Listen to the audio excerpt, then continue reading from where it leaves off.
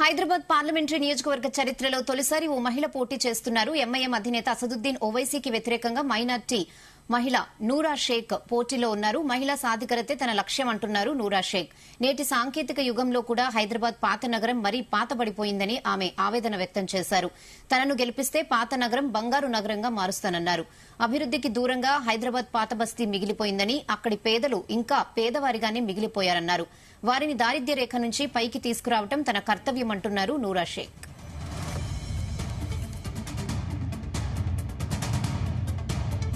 Hyderabad కాన్స్టిట్యున్సీతో election చేయాలని ఎందుకు నిర్ణయించినారు, వీళ్ళే ఎందుకు గెలుస్తున్నారు అనేది ఈరోజు జూనియర్స్ వాళ్ళు క్వశ్చన్ ఇస్తున్నారు. దానికి నా సమాధానం ఏమిటంటే, ఓల్డ్ సిటీలో కంటెస్ట్ చేయడానికి రూలింగ్లో ఉన్న ఏ పార్టీ కూడా సపోర్ట్ చేయదు. ఇక రూలింగ్లో ఉన్న పార్టీలు ఎవరు నిలబడరు. ఎప్పుడు కూడా ఏ పార్టీ రూలింగ్లో వచ్చినా కూడా, కేసీఆర్ రూలింగ్లో వచ్చినారు, ఓవైసీ గారు కేసీఆర్తో ఖాస్ దోస్త్ అయిపోయినారు.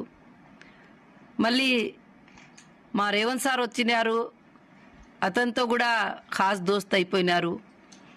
ఇక ఎన్నో పార్టీలకి ఏమంటే, ఇక్కడ మనం ఇక్కడ నిలబడితే వేరే జాగాల్లో మాకి లాస్ జరుగుతుంది అని వాళ్లతో కమిట్ అవుతారన్నమాట.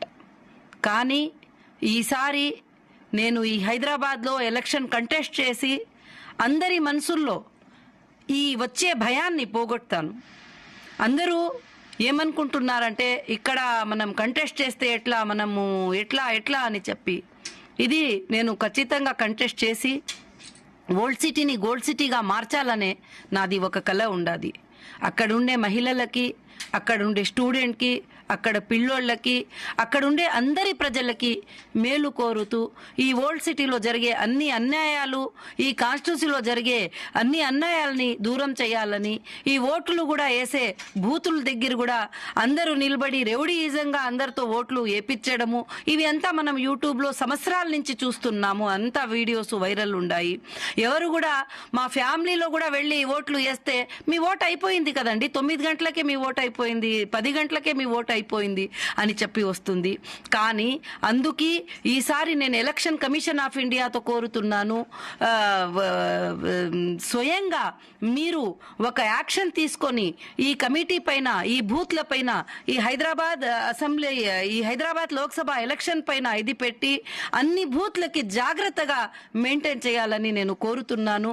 హైదరాబాద్ కాన్స్టిట్యున్సీతో ఎలక్షన్